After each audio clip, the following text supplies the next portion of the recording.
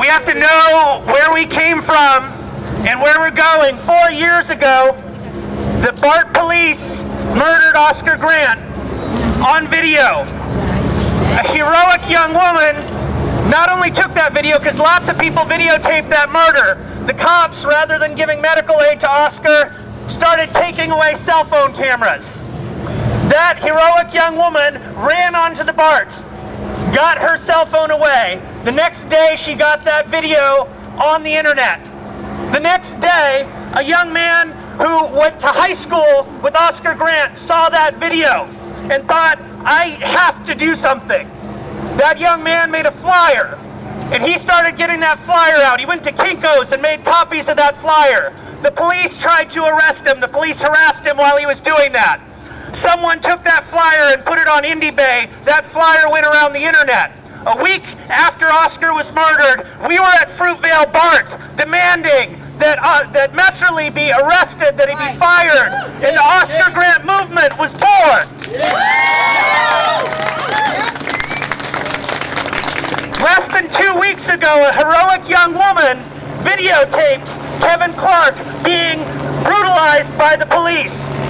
And you can see in the video that Kevin is trying to speak out. He's saying, why are you doing this to me? Get me out of the street. Get me out of the gutter. I haven't done anything. And she got that video away and she got it on the internet. Immediately, people started organizing. And we have to know, there is now a Kevin Clark movement that is going to get the charges dropped.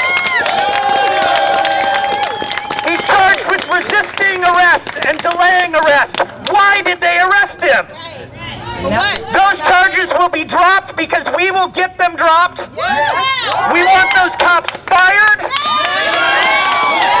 The criminals on that video were the cops. They committed crimes. That was false imprisonment. That was assault and battery. They need to be prosecuted for those crimes, and we're going to do that.